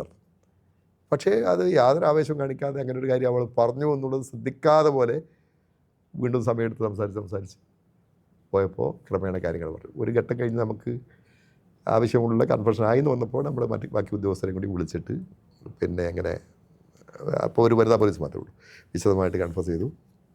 ബാക്കി അതിൻ്റെ പശ്ചാത്തലം ബാക്കി എവിഡൻസൊക്കെ കളക്ട് ചെയ്യുന്നതിൽ അന്വേഷണ ടീം വലിയ വിജയമായിരുന്നു. നല്ല പ്രേമൻ അത് വളരെ ഗംഭീരമായിട്ട് അവര് വിളിച്ചത് എന്റെ ടീഷർട്ട് ഇട്ട ആ ഓഫീസറും കൂടി വന്നാലേ ബാക്കി ഞാൻ പറയൂ എന്നവർ പറഞ്ഞതായിട്ട് ചൈത്ര തെരേസ ജോൺ എന്നോട് സംസാരിക്കാൻ മധ്യം പറഞ്ഞു. ഇപ്പോഴത്തെ മലപ്പുറം SP. അതെ മാഡം അത് പിന്നീട് വന്ന് നല്ല എഫേർട്ട് അവർ നടത്തിയിട്ടുണ്ട്. പക്ഷേ ആ കൺഫെഷൻ എടുക്കാൻ പറഞ്ഞത് ഈ സൈക്കോളജിക്കൽ അപ്രോച്ച് ഇത് ഞാൻ പുസ്തകത്തിൽ കുറേ കാര്യങ്ങൾ സൗമ്യ ഉണ്ടോ അതിനകത്ത് വരുന്നുണ്ടോ? അത് എന്തുകൊണ്ടായിരിക്കും തൂങ്ങി മരിച്ചത്? അത് ഞാൻ കുറേ ബൈബിൾ സ്റ്റോറിയൊക്കെ പറഞ്ഞിട്ട് ആ കഥ എഴുതുന്നുണ്ട്. അതിനകത്ത് പുസ്തകത്തിൽ എഴുതുന്നുണ്ട്, നിങ്ങൾ ശിശുത്വത്തിലേക്ക് മടങ്ങി വരണം എന്നൊക്കെ പറഞ്ഞിട്ട് ബൈബിളിലെ മത്തായിയുടെ സുവിശേഷത്തിൽ പറയുന്ന വാചകങ്ങളൊക്കെ പറഞ്ഞിട്ട് അവൾ എന്താ പറയുക ശിശുത്വത്തിലേക്ക് മടങ്ങിയവളാണ് എന്താണ് നമ്മളതിനകത്ത് എഴുതി. ഞാൻ ഈ ടോൾസ്റ്റോയുടെ റിസറക്ഷനൊക്കെ കൂട്ടിയിട്ട് റിസറക്ഷനിലെ മസ്ലോവയുടെ കഥയുമായിട്ടൊരു വിദൂര സാമ്യം ഇവളിലിങ്ങനെ കാണുന്നു എന്നൊക്കെ പറഞ്ഞിട്ട് ആ പുസ്തകത്തിൽ പിന്നെ പറയുന്ന ചില കോട്ടുകൾ പറഞ്ഞുകൊണ്ട് തന്നെ ഞാനത് പിന്നെ പറയുന്നുണ്ട്. അത് വലിയ കുറ്റബോധം ഉണ്ടാവും ഈ ശരിക്കും. അത് നമ്മൾ തിരിച്ച് മക്കൾ എല്ലാവരെയും കൊന്നല്ലോ, വലിയ രീതിയിലുള്ള കുറ്റബോധം ഉണ്ടാവും. കുറ്റബോധം ഉണ്ടാക്കിയെടുത്തു കഴിഞ്ഞാൽ മാത്രമേ നമുക്ക് എന്താ പറയുക കൺഫെഷൻ കുറ്റസമ്മത മൊഴി വരുള്ളൂ സാധാരണ നിലക്ക്. അത് വളരെ ജെന്യൂനായിട്ടുള്ള എന്താ പറയുക പാവനമാണെന്ന് പറയേണ്ടത് ഈ കുറ്റസമ്മത മൊഴി പറയുന്ന ആ ഒരു മാനസികാവസ്ഥ. പക്ഷെ അതിലൊരു വിഷയം എന്ന് പറഞ്ഞു കഴിഞ്ഞാൽ ചിലപ്പോൾ കടുത്ത ഈ പാപബോധം കുറ്റബോധം വന്നു കഴിഞ്ഞ് കഴിഞ്ഞാൽ ചിലപ്പോൾ അതിൻ്റെ മറ്റൊരു സ്റ്റേജാണ് അൾട്ടിമേറ്റായിട്ട് ആത്മഹത്യയിലേക്ക് പോകുന്നത് എന്നുള്ള കാര്യം. അത് ജയിലുകൾ ഒരു കറക്റ്റീവ് സെൻറ്റേഴ്സ് ആകേണ്ടതുണ്ട് ശരിക്കും. ഇങ്ങനെയുള്ള ഒരു മാനസികാവസ്ഥ മനസ്സിലാക്കിയിട്ട് എങ്ങനെ അത് ഡീൽ ചെയ്യണം എന്നുള്ള രീതിയിലുള്ള ഒരു പഠനത്തിൻ്റെ ഒരു ഭാഗമാണ് ഈ കാര്യങ്ങളൊക്കെ ഞാൻ ആ കഥയിൽ എഴുതിയിട്ടുണ്ട്. പിന്നെ സൈക്കോളജിക്കൽ അപ്രോച്ചിലൂടെ ക്രൈസ് തെളിയിക്കുന്ന ഒരു കഥകളാണ് മിക്കവാറൊക്കെ അതിനകത്തുള്ളത്. കുറേയധികം സ്റ്റോറീസ് ആ രീതിയിൽ അങ്ങനെയാണ്. അവൾ ഒരു നിലക്കും സമ്മതിച്ചില്ല എന്ന് പറയുന്നുണ്ടല്ലോ. ഇപ്പോൾ അവളൊരു ലൈംഗികമായ ഒരു ആർത്തിയുള്ള പെണ്ണായിരുന്നു എന്നൊക്കെ ആ കാലത്ത്. അതാണോ അവളെ ആ ക്രൂരതയിലേക്ക് എത്തിച്ചത്? നിങ്ങൾ അവരായിട്ട് സംസാരിക്കുമ്പോൾ അത് ആ രീതിയിൽ ഞാൻ പറയുന്നില്ല. പിന്നെ ജീവിത സാഹചര്യങ്ങളാണ്. ലൈംഗികത എന്ന് പറഞ്ഞു കഴിഞ്ഞാൽ ജീവിത സാഹചര്യങ്ങൾ അവളെ ആ രീതിയിലേക്ക് പിന്നെ നയിച്ചതാണ്. അതുകൊണ്ടാണ് ഞാൻ പറഞ്ഞ ഈ റിസറക്ഷനിലെ നായികയായിട്ടുള്ള സാമിയൊക്കെ പറഞ്ഞത് കഥ. അതുകൊണ്ടാണ് നമ്മുടെ നെഹ്ലൂദോവ് എന്ന് പറഞ്ഞ ഒരു പ്രഭുകുമാരനാണ് ആ നോവലിലെ നായകൻ. അയാൾ ചെറുപ്പകാലത്ത് ഇങ്ങനെ ലൈംഗികമായിട്ട് ഉപയോഗിച്ച ഒരു പെൺകുട്ടി പിന്നീട് അവളൊരു കൊലക്കേസ് പ്രതിയൊക്കെ ആകുന്നുണ്ട്. അവൾ സൈബീരിയൻ ജയിലിൽ അവളെ അടക്കപ്പെട്ടു എന്ന് മനസ്സിലാക്കിയിട്ട് ഇയാളുടെ ജീവിതം മുഴുവൻ ആ കുറ്റബോധം കൊണ്ട് അവൾക്ക് വേണ്ടിയിട്ട് ജയിലിൽ പോയിട്ട് കാര്യങ്ങളൊക്കെ ചെയ്തു കൊടുക്കുന്ന ഒരു കഥയാണ് അതിനകത്ത്. എന്ന് വെച്ചാൽ അതാണ് ഇതൊന്നും പറയരുതേ. അതൊക്കെ ഒരു വല്ലാത്ത ഈ സ്ത്രീ മോഷ്ടാക്കൾ നിങ്ങളെടുക്ക് ബന്ധപ്പെട്ടിട്ടില്ല ഈ നാട്ടിലെ അവരുടെ ഒരു രീതിയൊക്കെ എങ്ങനെയാണ്? ഒത്തിരി ഒരു കാലത്ത് സ്ഥിരമായിട്ട് ബസ്സിൽ കയറി കൊള്ളയടിക്കുക, വീടുകൾ കൊള്ളയുടെ സ്ത്രീകൾ അതിനകത്ത് കക്ഷികളായി വരുന്നു. അവരുടെ ഒരു മോഡസ് ഓപ്പറandi. അതെ, അത് ബസ്സിലൊക്കെ ഈ കൃത്രിമമായിട്ടുള്ള തിരക്കുണ്ടാക്കുക എന്നുള്ളതാണ് പ്രധാനം. വലിയ ആൾ കൂടുന്ന സ്ഥലത്ത്, ഉത്സവ സ്ഥലത്ത്, അതുപോലെ തന്നെ ജനക്കൂട്ടത്തിനിടയിൽ നിന്ന് മോഷ്ടിക്കുക എന്നത് അതൊരു വേറൊരു കലാപരിപാടിയാണ്. വലിയ ജനക്കൂട്ടത്തിനിടയിൽ നിന്ന് മോഷ്ടിക്കുക എന്നുള്ളത് ബസ്സിൽ ഒരു 4-5 പേര് ഒന്നിച്ചേർന്ന് ഒരു തിരക്കുണ്ടാക്കി കഴിഞ്ഞ് കഴിഞ്ഞാൽ ശ്രദ്ധ ഡിസ്ട്രാക്ട് ചെയ്തിട്ട് ആ ഗ്യാപ്പിൽ സ്ത്രീകളുടെ കഴുത്തു നിന്ന് മാല പൊട്ടിച്ച് പോകുന്ന ഒരു രീതിയുണ്ട്. പലപ്പോഴും ഗർഭിണികൾ വന്നിട്ട് ഈ ഓപ്പറേഷൻ നടത്തുന്നു, കൈക്കുഞ്ഞായിട്ട് വരുന്നു. അതുപോലെ തന്നെ സ്റ്റേഷനിലെത്തിയ മലമൂത്ര വിസർജനം നടത്തുന്നു. അങ്ങനെയുള്ള കേസുകളൊക്കെ ചെറിയ കുട്ടികളെ അവർ തന്നെ നുള്ളി വേദനിപ്പിച്ചിട്ട് കരയിപ്പിക്കുക. പോലീസ് സ്റ്റേഷനിൽ വന്നു കഴിഞ്ഞാൽ വല്ലാത്ത സീനായിരിക്കും. പിന്നെ എങ്ങനെയെങ്കിലും ഒഴിവാക്കിയെടുത്താൽ മതി എന്നുള്ളവർക്ക് ചിന്തിക്കാം ഓഫീസർമാർ. ചിലർ മലമൂത്ര വിസർജനമൊക്കെ അങ്ങനെയൊക്കെ ഉണ്ട്. അപ്പോൾ ഇടക്കാലത്ത് അങ്ങനെ വലിയ രീതിയിൽ ഉണ്ടായിരുന്നു. പക്ഷേ ഉണ്ടെന്നാണ് തോന്നുന്നത്. ആ രീതിയിലൊന്നും ഓർമ്മകൾ ഉണ്ടെങ്കിൽ നമുക്ക് മോഡസ് ഓപ്പറandi എത്ര വേണമെങ്കിലും എത്ര ആയിരക്കണക്കിന് ഓരോ ടീമിനും ഓരോ രീതിയാണ്. നിങ്ങൾ ഈ 1000 മോഷ്ടാക്കളെ നിങ്ങൾ ഏകദേശം ഒരു 1000-ഓളം മോഷ്ടാക്കളുടെ ഒരു മോഡസ് ഓപ്പറാണ്ടിയും അവരുടെ രീതികളും മൊത്തം നിങ്ങളുടെ കയ്യിലില്ലേ? നിങ്ങളതൊരു വീഡിയോ ആക്കി? അത് എന്താ പറയുക, ഡിപ്പാർട്ട്മെൻറ്റ് തന്നെ ഔദ്യോഗികമായിട്ട് അങ്ങനെ ഒരു സംവിധാനം ഉണ്ട്. പിന്നെ നമ്മുടെ ഒരു താല്പര്യം കൊണ്ട് എന്താ പറയുക, വീഡിയോ ആൽബം ഉണ്ടാക്കാൻ വേണ്ടി ശ്രമിച്ചുള്ളതാണ്. അറസ്റ്റ് ചെയ്യുന്ന പ്രതികളുടെയും അല്ലെങ്കിൽ ജില്ലയിലും അല്ലെങ്കിൽ ജില്ലയ്ക്ക് പുറത്തുള്ള ആളുകളൊക്കെ വലിയ ക്രിമിനൽസ് അറസ്റ്റ് ചെയ്യുമ്പോൾ അവരുടെ വീഡിയോ എടുത്ത് സൂക്ഷിക്കുന്ന ഒരു രീതി. വിരലടയാളം ഒരു പ്രധാന ഘടകമല്ലേ ഈ മോഷണ കേസുകൾ? തീർച്ചയായിട്ടും അതെ, ലക്ഷക്കണക്കിന് വിരലടയാളങ്ങൾ നമ്മുടെ കയ്യിലില്ല ഇപ്പോൾ.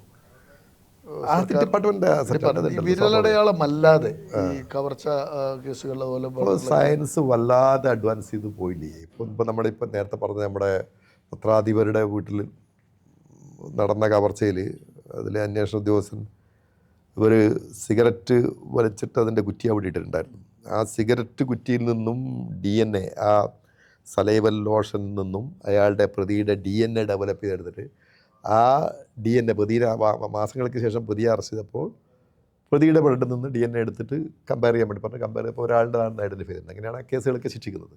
അപ്പോൾ ക്രൈമിൻ്റെ എവിഡൻസ് എന്നൊക്കെ പറഞ്ഞു കഴിഞ്ഞാൽ ഇപ്പോൾ വിവിധ ശാസ്ത്രശാഖകളായിട്ട് വ്യാപിച്ച് കിടക്കുകയാണ്. അപ്പോൾ ഏത് ടൈപ്പ് സയൻറ്റിഫിക് എവിഡൻസ് ഒരു പർട്ടിക്കുലർ കേസിൽ നമുക്ക് ഉപയോഗിക്കാൻ വേണ്ടി പറ്റുമോ എന്നുള്ളത് ആ സീനിൽ പോകുമ്പോൾ നമുക്ക് കൂടുതൽ എളുപ്പമാണ് കേസുകൾ. കുറേ കൂടി സയൻസ് ഡെവലപ്പ്. ഇപ്പോൾ നമ്മുടെ ഇവിടുത്തെ വിയാൻ എന്ന് പറയുന്ന കുട്ടിയെ കടലിലെറിഞ്ഞ് വന്ന ഒരു കേസുണ്ടല്ലോ. അപ്പോൾ അതെ അവിടെ ആ സീനിൽ പോയപ്പോൾ നമുക്ക് തോന്നുന്നത് കടലിലെറിഞ്ഞത് ആരായാലും ആ കുട്ടിയുടെ ബോഡി കണ്ട സ്ഥലത്ത് അയാൾ ഇറങ്ങി ചെന്നിട്ട് അവിടെ എത്തിക്കണമെങ്കിൽ കടൽ വെള്ളത്തിലൂടെ നടന്നു പോയാലേ ആ പിന്നെ പാറക്കെട്ടുകളുടെ അവിടെ എത്തുള്ളൂ.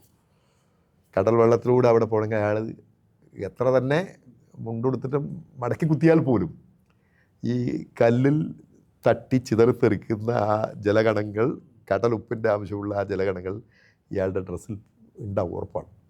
ആ ഒരു ചിന്തയിൽ നിന്നാണ് അച്ഛനാണോ അമ്മയാണോ എന്നുള്ള സംശയം മാത്രമേ ഉണ്ടായിട്ടുള്ളൂ. രണ്ടുപേരുടെയും അന്നത്തെ തലേ ദിവസം രാത്രി ഇട്ട ഡ്രസ്സ് ഏതാണ് എന്ന് സ്ഥിരീകരിച്ചു. അതെന്തിനു വേണ്ടിയാണെന്നും പറയാതെ സ്ഥിരീകരിക്കുമ്പോൾ ഒരാളോട് മറ്റേ ആളുടെ ഇട്ട ഡ്രസ്സ് എന്തിനാണ് മാറ്റിയെന്നുള്ളത് ചോദിക്കുമ്പോൾ മാറ്റിയിട്ട് അത് തന്നെ ഇന്നലെ ഇട്ടത് തന്നെയാണെന്ന് പറഞ്ഞു. അപ്പോൾ ഒരു ഘട്ടം കഴിഞ്ഞപ്പോൾ രണ്ടുപേരുടെയും ഡ്രസ്സ് ഊരി വാങ്ങി. അതവിടെ പെട്ടെന്ന് ചർച്ച ചെയ്യുക. പിന്നെ മരിച്ച കുട്ടിയുടെ അമ്മയുടെ ചുരിദാറിൻ്റെ പാൻറ്റ് ഊരി വാങ്ങി പോയി പോലീസ് തൊട്ട്. അതാണ് നമുക്ക് ടേണിംഗ് പോയിന്റ്. അതെ, അങ്ങനെ ഒരു ചർച്ച അവിടെ നടന്നു. പക്ഷേ അനൗദ്യോഗികമായിട്ട് നമ്മുടെ ഫോറൻസിക് സയൻസ് റിപ്പോർട്ടിൽ അത് പരിശോധിച്ചു. അനൗദ്യോഗികമല്ല, ഔദ്യോഗികമായിട്ട് പരിശോധിച്ചപ്പോൾ അമ്മയുടെ ഡ്രസ്സിൽ ചുരിദാറിൻ്റെ പാൻറ്റിൽ മാത്രമേ കടലുപ്പ് കലർന്നിട്ടുള്ളൂ. കാമുകൻ്റെയിലും ഇല്ല, ഭർത്താവിൻ്റെയിലും ഇല്ല. അപ്പോൾ അമ്മയോട് നീ എന്തിനാണ് കടലിൽ ഇറങ്ങിപ്പോയെന്ന് പറഞ്ഞപ്പോൾ അവർ ഞെട്ടി, എങ്ങനെ മനസ്സിലാക്കി എന്നുള്ള രീതിയിലുള്ള. അപ്പോൾ ആ ഒരു സീനിൽ പോകുമ്പോൾ എന്ത് സയൻറ്റിഫിക് എവിഡൻസ് നമുക്ക് പിന്നെ അപ്ലൈ ചെയ്യാൻ വേണ്ടി പറ്റും എന്നുള്ളത്. ഈ വെള്ളത്തിലൊക്കെ ആണെങ്കിൽ ഈ ഡയാറ്റം ടെസ്റ്റ് എന്ന് പറയുന്നത് സംഭവം. ഡയാറ്റം എന്ന് പറഞ്ഞാൽ ഈ സൂക്ഷ്മമായ ജലജീവികളാണ്. അപ്പോൾ ഒരു വെള്ളത്തിലെ ഒരു കിണറിലെ ഡയാറ്റം ആയിരിക്കില്ല തൊട്ടടുത്ത കിണറിൽ, ഒരു കായലിൽ അല്ലെങ്കിൽ കടൽ വെള്ളത്തിൽ കാണുന്ന ആ സ്ഥലത്ത് കാണുന്ന ഡയാറ്റം ആയിരിക്കില്ല മറ്റൊരു സ്ഥലത്ത്. ഈ ഡയാറ്റം ടെസ്റ്റൊക്കെ അങ്ങനെ പലതരത്തിലുള്ള നൂറുകണക്കിനുള്ള സയൻറ്റിഫിക് ടെസ്റ്റുകളുണ്ട്. അതിൽ ഏത് ടെസ്റ്റ്, ഏത് കാര്യം നമുക്ക് ഇവിടെ പ്രസക്തമാണ്, അപ്ലൈ ചെയ്യാൻ വേണ്ടി പറ്റൂ എന്നുള്ളത് അന്വേഷണ ഉദ്യോഗസ്ഥന് വളരെ ശാന്തമായിരുന്ന ഒരു നിഗമനത്തിൽ എത്താൻ വേണ്ടി പറ്റണം. അന്ന് വിയാൻ്റെ കേസിൽ എല്ലാവരും ഭർത്താവിനെ സംശയിക്കുന്നു. കാലങ്ങളായിട്ട് പിരിഞ്ഞ് താമസിക്കുന്ന അവൻ അന്ന് മാത്രമേ അവിടെ എത്തിയിട്ടുള്ളൂ.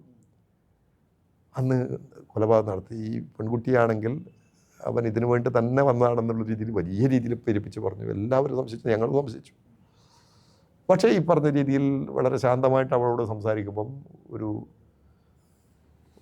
അവനെയും അവളെയും കമ്പയർ ചെയ്യുമ്പോൾ ഒരല്പം സംശയത്തിന് തള്ളിൽ അവളിലേക്കാണ് പോകേണ്ടതെന്നുള്ള ഒരു തോന്നലിലാണ് ഈ പരിശോധനയിലേക്ക് നമ്മൾ പോയത്. പരിശോധനയിലേക്ക് പോയപ്പോൾ കൃത്യമായിട്ട് ഇല്ലെങ്കിൽ ആ പാവം നിരപരാധി കടൽ വെള്ളത്തിലൂടെ ഇറങ്ങിയിട്ട് ആ കരിങ്കൽ ഭിത്തിയിൽ നടന്നു പോയത് അവളാണ്. അതിന് സംശയമൊന്നുമില്ല. അത് മനസ്സിലാക്കിയിട്ട് ചോദിച്ചപ്പോൾ രാത്രിയിൽ എന്താ പറയുക, മൊബൈൽ ഫോണിൻ്റെ ടോർച്ച് അടിച്ചുകൊണ്ടാണല്ലോ പോകുന്നത്. ആ ആപ്പ് ആ സമയത്ത് പ്രവർത്തിച്ചത്, അങ്ങനെയുള്ള കുറേ കാര്യങ്ങൾ അതിനകത്ത് പിന്നെ എവിഡൻസ് ആയിട്ട് വരും. അങ്ങനെയാണത് ശിക്ഷിക്കുന്ന അവസ്ഥയിലേക്ക് വരുന്നത്. ഏത് കേസിലായാലും ആ സയൻറ്റിഫിക് ടൂള് ധാരാളമുണ്ട്. ഏത് ടൂളാണ് ഈ പർട്ടിക്കുലർ കേസ് റിലവൻ്റ് ആയിട്ടുള്ളത് എന്നുള്ളതാണ് വളരെ പ്രധാനപ്പെട്ടത്. ജിഷ കേസിലൊക്കെ എന്തൊക്കെ സയൻറ്റിഫിക് ടൂൾസ് അതിൻ്റെ അകത്ത് ഉപയോഗിച്ചിട്ടുണ്ട് എന്നുള്ളത് ഒരുപക്ഷെ ഒരു സമാനതകളില്ലാത്ത രീതിയിൽ ലോകത്തെവിടെയും അതിന് സമാനമായിട്ടുള്ളൊരു കേസ് ഉണ്ടാവില്ല ചിലപ്പോൾ. അത്ര അധികം അഡ്വാൻസ്ഡ് സയൻറ്റിഫിക് ടെക്നിക്ക് ഉപയോഗിച്ചാണ്. എന്നാൽ ആ സയൻറ്റിഫിക് ടെക്നിക്കിലൂടെ ആണോ ഡിറ്റക്ട് ചെയ്തെന്ന് വെച്ച് കഴിഞ്ഞാൽ ചെറിയ ഭാഗം പലപ്പോഴും നമ്മൾ വലിയ ഇൻവെസ്റ്റിഗേഷൻ നടത്തിയിട്ടൊന്നല്ല കേസുകളിൽ. അപ്രതീക്ഷിതമായിട്ട് എന്തെങ്കിലും ഒരു ചെറിയ ടിപ്പ് ഓഫ് കിട്ടും. ഇപ്പം ഈ പറഞ്ഞതുപോലെ തന്നെ വെള്ളം നനഞ്ഞ ഉടുപ്പ് തേടിയുള്ള അങ്ങനെ തോന്നാൻ എന്താ കാരണം? അത് ആ സീനിൽ പോകുമ്പോൾ നമുക്ക് മനസ്സിലാവും ശരിക്കും എന്താണ് സാധ്യത എന്നുള്ളത്. അത് ഇങ്ങനെയാണോ എന്നുള്ളത് നമ്മൾ ഒരു ഭാവന ശക്തി കൂടി വേണം. ഒരു ചെറിയൊരു ഭാവന ശക്തി കൂടി വേണം. ഇത് ഇന്ന രീതിയിലാണ് നടന്നിട്ടുള്ളത്, പക്ഷേ അത് പ്രൂവ് ചെയ്യാൻ എന്ത് എവിഡൻസാണ് കിട്ടുക എന്നുള്ളത് നമ്മൾ ആ സമയത്ത് ചിന്തിക്കണം. ഭയങ്കര ഇൻട്രസ്റ്റിംഗ് ആയിട്ടുള്ള സബ്ജക്റ്റാണ് ഓരോ കേസിലും. പിന്നെ അങ്ങനെ ഈ കുറ്റാന്വേഷണം എന്ന് പറയുന്നത് ഒരു ശാസ്ത്രവും കലയും ആകുന്നത് അവിടെയാണ് ശരിക്കും. കലയും ഭാവനയും അതെല്ലാം വേണം. നല്ല വായന വേണം ഈ കാര്യത്തിൽ. വായന, അതായത് ഞാൻ ബുക്കിലെ ഒരു ചാപ്റ്റർ അതൊക്കെയാണ്. പണ്ട് നമ്മുടെ കഥാകൃത്ത് നമ്മൾ പത്മനാഭൻ സാറ്, ടി പത്മനാഭൻ, നമ്മൾ പല വേദിയിലും ഒന്നിച്ച് സംസാരിച്ചിട്ടുണ്ട്. അപ്പോൾ അദ്ദേഹം ഇങ്ങനെ നല്ല സൗഹൃദമുണ്ട്. പല കാര്യങ്ങളും അദ്ദേഹം നല്ല രീതിയിൽ ഉപദേശിക്കും. അദ്ദേഹത്തിൻ്റെ ഉപദേശമാണ് അന്വേഷണ ഉദ്യോഗസ്ഥൻ വലിയൊരു വായനക്കാരനായിരിക്കണം. നിങ്ങളെങ്ങനെയാണ് മനുഷ്യ മനസ്സിനെ അറിയാം. ഇപ്പോൾ ഒരുപാട് സയൻറ്റിഫിക് ടെക്നിക്കും കാര്യങ്ങളൊക്കെ ഉണ്ട്. ഇതൊന്നും ഇല്ലാത്ത സമയത്ത് നമ്മൾ കുറ്റവാളികളെ വിലയിരുത്തുന്നതും അവരുടെ മുന്നിലുള്ള നേരിട്ടുള്ള ഇൻ്റർവ്യൂ ആണ്. മണിക്കൂറുകളോളം ഇരുന്നിട്ട് സമയമെടുത്ത് അവരോട് കാര്യങ്ങൾ സംസാരിച്ച് അവരെ കൊണ്ട് ധാരാളം പറയിപ്പിക്കും. അതിനിടയിൽ അവർ ഒരുപാട് കള്ളക്കഥകൾ പറയും, ഭ്രാന്തൻ കഥകൾ പറയും. അതിലൊക്കെയുള്ള പൊരുത്തക്കേടുകൾ വെച്ചിട്ടാണ് നമ്മൾ ശാന്തമായതൊക്കെ കേട്ടിട്ട് ഒരു ഘട്ടം കഴിയുമ്പോൾ ഈ പറഞ്ഞെല്ലാം നമുക്ക് ഓർമ്മ വേണം. ഒരു ഘട്ടം കഴിയുമ്പോൾ അതിലെ പൊരുത്തക്കേടുകൾ വെച്ചിട്ടാണ് നമുക്ക് നമ്മൾ ബ്രേക്ക് ചെയ്യും. അതെ, തിരിച്ച് ചോദ്യം ചെയ്യാം. അപ്പോൾ അത് നമ്മളെ അതെ പപ്പട്ടം പറഞ്ഞൊരു കാര്യം അതാണ്. നല്ല വായന നിങ്ങൾ മനുഷ്യ മനസ്സിനെ അറിയണം എന്നുണ്ടെങ്കിൽ അത് സാഹിത്യത്തിലൂടെ സാധിക്കുള്ളൂ. നിങ്ങൾ നല്ല വായനക്കാരാണെന്നുള്ളത്. യെസ്. അപ്പോൾ നമ്മുടെ ഈ ചർച്ചിൻ്റെ എപ്പിസോഡിൽ മോഡസ് ഓപ്പറാൻഡി ഒന്ന് തുടങ്ങി വെച്ചിട്ടേ ഉള്ളൂ. കാരണം പറയാൻ നൂറുകണക്കിന് ആയിരക്കണക്കിന് മോഡസ് ഓപ്പറാൻഡി ഉണ്ട്. ഇതൊന്ന് തുടങ്ങാനല്ലേ പറ്റൂ. ഇനിയിപ്പോൾ സത്യത്തിൻ്റെ സാക്ഷി ഒന്ന് അത് പുസ്തകം ഇറങ്ങിക്കഴിഞ്ഞു, മാതൃഭൂമി ബുക്സാണ് ഇറക്കിയിരിക്കുന്നത്. അതൊന്ന് വായിച്ചിട്ട് ഒന്നുകൂടി നമുക്കൊന്നിരിക്കണം, അതിൻ്റെ അധ്യായങ്ങളിലൂടെ നമുക്കൊന്ന് സഞ്ചരിക്കണം. കുഴപ്പമില്ലല്ലോ. അപ്പോൾ ഓക്കെ, പ്രേക്ഷകർക്കും ഒപ്പം പി സദാനന്ദനും ചാർഷീറ്റിന് നന്ദി, നമസ്കാരം. ഓക്കെ.